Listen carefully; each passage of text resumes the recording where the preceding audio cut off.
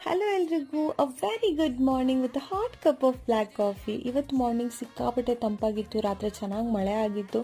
ನನಗಂತೂ ಸಿಕ್ಕಾಪಟ್ಟೆ ಖುಷಿ ಆಯಿತು. ನನಗೆ ಎದ್ದೊಳಕ್ಕೆ ಮನಸ್ಸಿರಲಿಲ್ಲ. ಬಟ್ ನನ್ನ friend after a very long time ಚಂಡೀಗಢಿಂದ ನನ್ನ ಮೀಟ್ ಆಗೋಕ್ಕೆ ಬಂದಿದ್ದ. ಸೊ ಅವನ್ನ ಮೀಟ್ ಆಗೋಕ್ಕೆ ಡೈರೆಕ್ಟಾಗಿ ಮಾಲಿಗೆ ಹೋದೆ. ಸೊ ಮಾಲಿಗೆ ಹೋಗಿ ಅವನ್ನ ಮೀಟಾಗಿ ಸಿಕ್ಕಾಪಟ್ಟೆ ಮಾತಾಡಿದ್ವಿ. 1 ವರ್ಷದ ಮಾತು ಏನೇನಿತ್ತೋ ಎಲ್ಲ ಮಾತಾಡಿದ್ವಿ.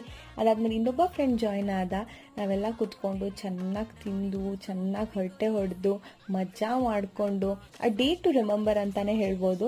ಮಜಾ ಮಾಡ್ಕೊಂಡು ವಾಪಸ್ ಮನೆಗೆ ಬಂದೆ.